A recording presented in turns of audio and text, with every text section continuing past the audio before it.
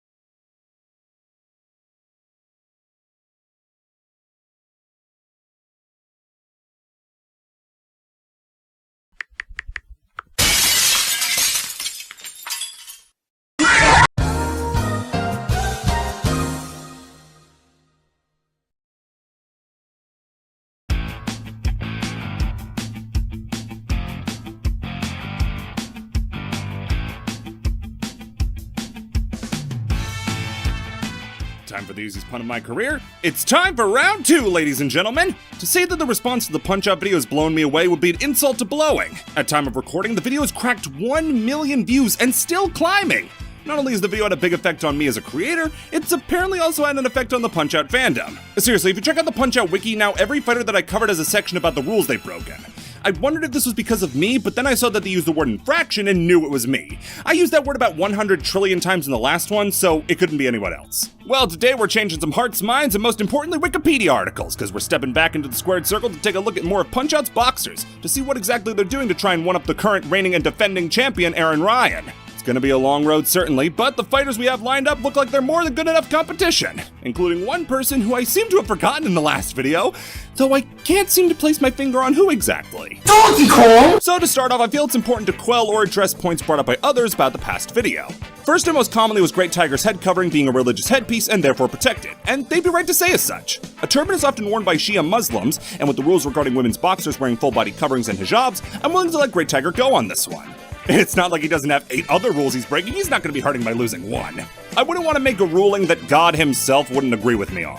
Another common one was the use of a backhanded strike in the ring. It is indeed illegal to backhand, as well as illegal to attack with an ear-clapping move. For that reason, we're adding a few more infractions. King Hippo claps the ears in both his Hippo Squash and Squash and Slam.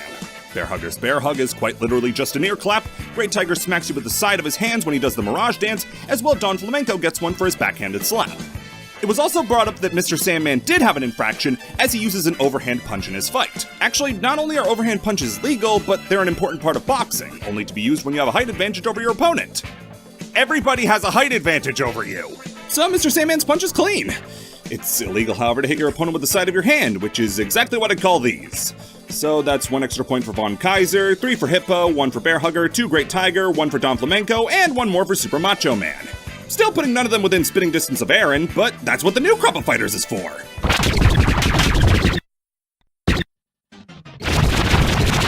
Except, not all fighters are created equal. See, as much as it pains me, a lot of these fighters don't do anything wrong.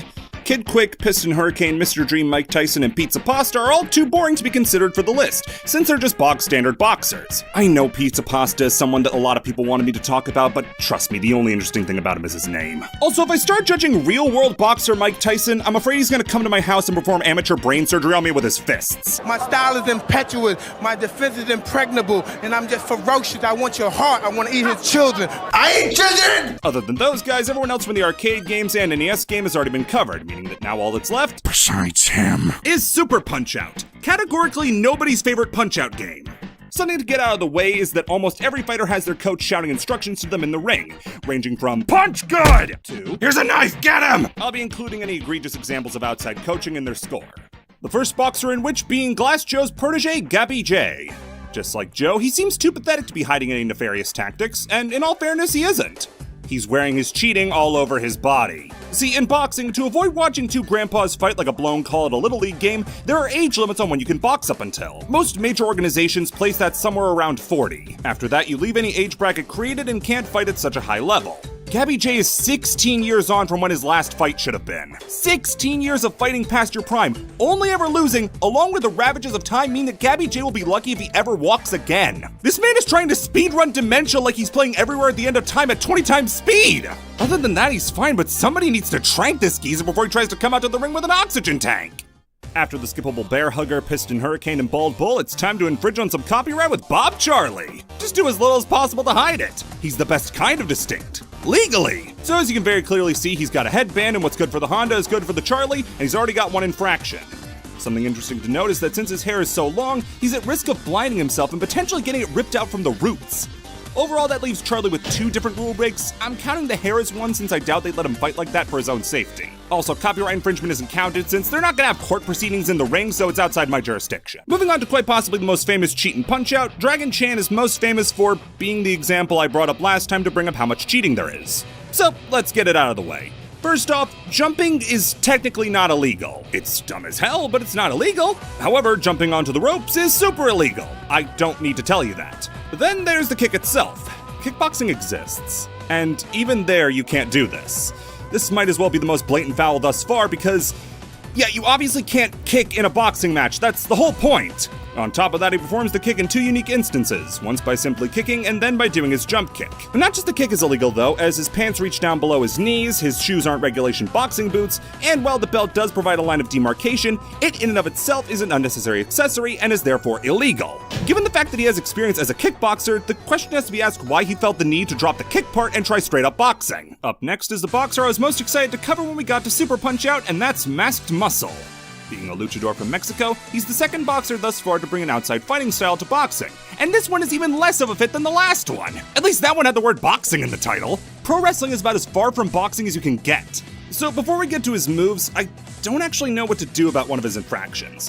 See, his mask is obviously a head covering, his wrestling tights extend into his boots, and then there are his knee pads. Technically, he's already covering his knees with his tights, but man, it feels like this is even more of a cheat than usual. I'm willing to count this as doubling up, like the ref would ask them to take off his knee pads, see the pants underneath, and just give up. Also, I'm willing to bet that his boots aren't boxing boots, but wrestling boots. See, wrestling boots are designed for the more dogged and flexible style of wrestling, rather than the stance-based combat of boxing. What am I watching? As such, by using wrestling boots, he has a better range of motion than other boxers. On top of that, those tights he's wearing have no clear line of demarcation for the waist, and as such are another illegal part. Oh yeah, he also spits in your eyes and headbutts you. However, this is no ordinary spit. As was common in Japanese wrestling, I'd say that this is closer to dokugiri, or poison mist. Yeah, in Japan, sometimes they just breathe poison onto each other when they're wrestling. One of the Japanese equivalents to Hulk Hogan, Keiji Muto, used it whenever he warped into his demon alter ego, the Great Muta. Also, the color gave it different elemental properties. Green was poison, red was burning, black was blinding. Man, wrestling's way cooler than boxing. What am I doing? So yeah, if this actually is poison mist, the blue coloring would give it the blinding effect. See, when you spit into somebody's eyes, they don't see in mode 7. So that's a rule break for the spitting, bringing in a foreign substance, and by using that foreign substance. Then there's the headbutt, which seems almost pedantic given what we just discussed. All things considered, and including the fact that his coach tells him to spit in your eyes, that gives Masked Muscle 9 infractions. Still dwarfed by Ryan, but an admirable effort nonetheless. Up next is Anyway, we've come to meet Aaron Ryan on his home turf, and what the? No headbutts? No elbows? No boxing gloves on string? I don't believe it, but Aaron Ryan isn't cheating. All of his moves, all of his movements, everything is perfectly up to board. But maybe you could get him on grabbing Little Mac, right? Well, no, that's a clinch. It's a common move in boxing. It's the reason that Mayweather vs. Pacquiao is one of the worst fights ever. I genuinely never thought I'd say this, but Aaron's clean. This makes you have to ask, though, what in the hell happened between this game and we to turn him into a headbutt murdering psychopath? What grudge did the Canadians and the Irish have?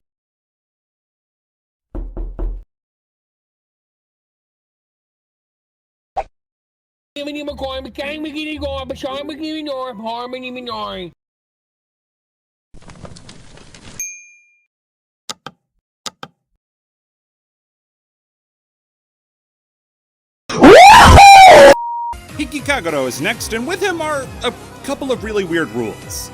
First and foremost is his face paint. Kinda weird, I know, but for the same reason you can't have perfume with Don Flamenco, that face paint could be a grease-based paint, and as such would make it easier for blows to slip off his face.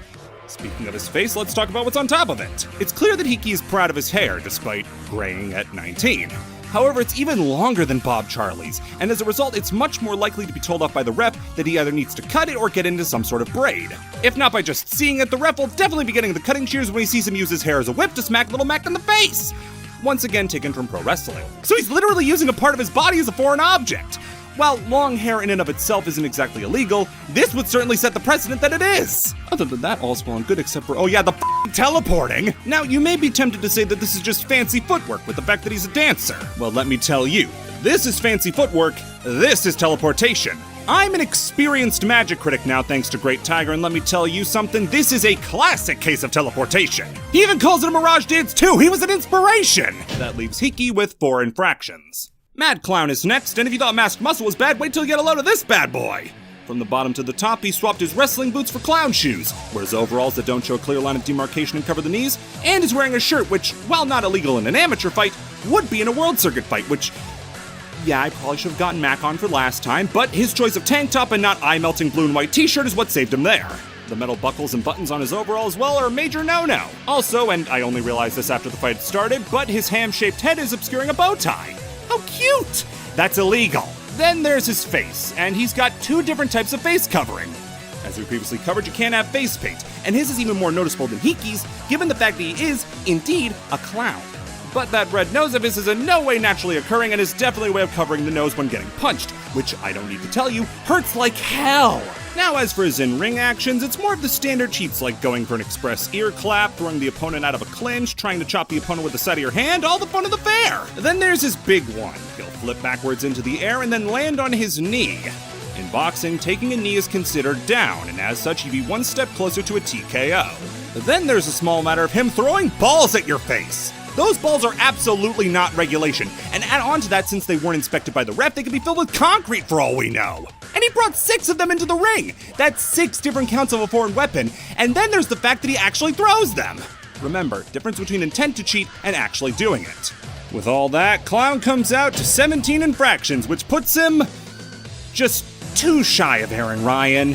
And really, that's only because of how many balls he brings into the ring. Pare them down to 1 and he's only got 13. Still the best performance thus far. Great job, Mad Clown. Never come back.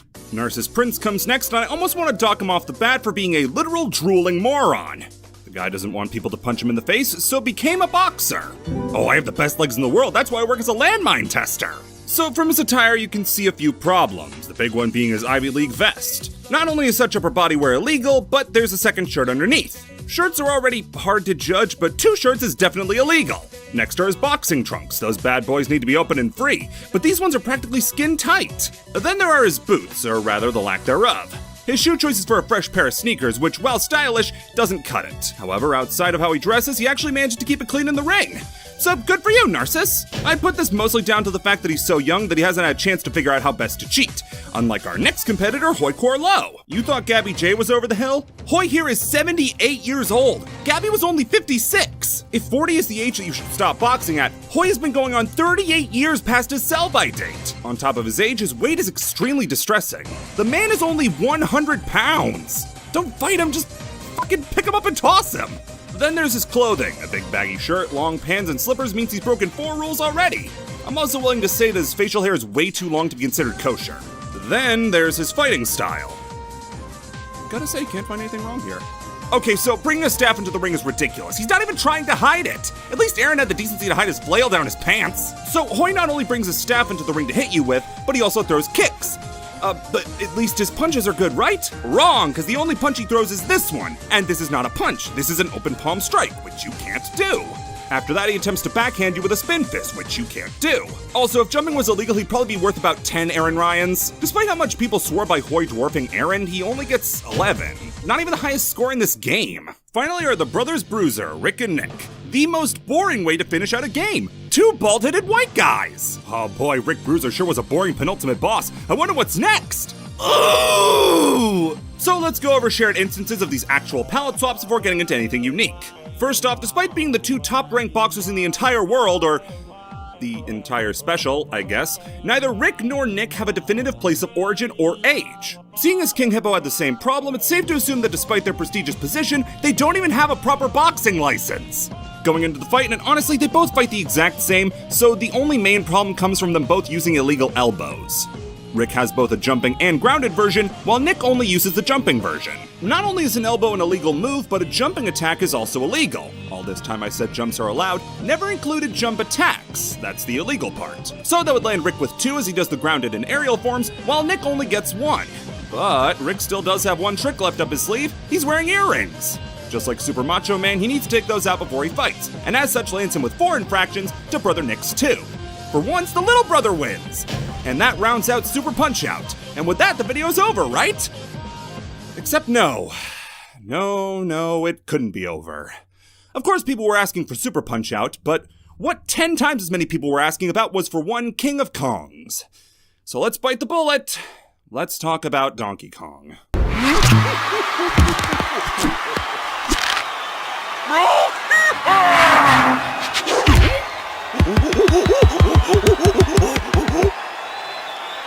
Now, I know I've taken a controversial stance on Donkey Kong in the past, calling him a cartoon character for babies, and sure, I may have proof of that in the form of this cartoon for babies, but I'm first and foremost a man of the people. So if the people really want me to talk about him, by golly, it's my duty to do it. So let's start from the top. We all know where Donkey Kong lives. He lives on Congo Bongo, as the cartoon explains. However, a group that has no idea where he comes from is the WVBA, as they don't know his birthplace, weight, or height. That means no weigh-in and no boxing license. I also want to quell the rumors that this fight couldn't take place due to animal cruelty. Donkey Kong is an animal that can talk and think for himself, and it's to be assumed that Donkey Kong gave consent. Yeah, we're doing this joke again. Starting off, you might be tempted to say that these barrels and bananas count as outside objects, and you'd be wrong! These fall under the banner of entrance theatrics. If Deontay Wilder can come out dressed as Rhinestone Skeletor for his fight with Tyson Fury, then Donkey Kong can roll out a barrel or 2. Before we throw a punch though, we got a laundry list of things to go over first. First things first, we can see that he has personal branding on his gloves and tie. Second, there's no clear line of demarcation between his waist and below the belt created by his boxing shorts. Next, his shorts don't extend above the knees, also he's not wearing boxing shorts. On top of that, he's not wearing any boots, the tie counts as an accessory, and seeing as we don't know where Donkey Kong comes from and that he's using personalized gloves, it can be assumed that the ref hasn't checked him and that he didn't wrap his fists properly. Donkey Kong is beating most people in the game without ever throwing a punch. Good thing too, as all of his attacks are illegal. First off is his slam attack. That's an overhead club with the side of the glove, so that's 2 for that. Then there's his body clap, which since his gloves are the size of Little Mac, would result in an ear clap. That clap is also being done with the inside of his gloves. His jumping slam is a jump strike, which isn't allowed, and it doesn't take a genius to see that his taunting pass is excessive and into unsportsmanlike. When he rolls on the ground, he's officially down since his knees make contact with the floor. And then he throws a massive backhand! Then in the corner he's seen munching on a banana, which is illegal. You can't eat in the corner, not that you'd want to, cause imagine eating food then going out to fight! You may also ask if kidnapping Mac at the end of the fight counts as a rule break. Listen, once the bell rings, they can do whatever they want. It's not my problem. No rules saying that you don't own the loser. Overall, that leaves Donkey Kong with an unbelievable 19 infractions, and in a shocking upset, ties him with our current champion, Aaron Ryan. It looks like the fairy tale dream of Ryan has finally come to an end, as it took a literal wild animal without an understanding of how to box to tie him. Ladies and gentlemen, I couldn't have seen it coming, but what if I told you that, as several people pointed out, Aaron has one last trick up his sleeve? In contender mode, if you lose against him, Ryan will headbutt the camera. Assuming that the camera is meant to be a WVBA cameraman, that means that Ryan will have destroyed WVBA property and has broken one more rule, rounding him up to an even 20! Ladies and gentlemen, your winner, and still WVBA Cheaters Champion, Aaron Ryan! Alright boys, got a visual, fire!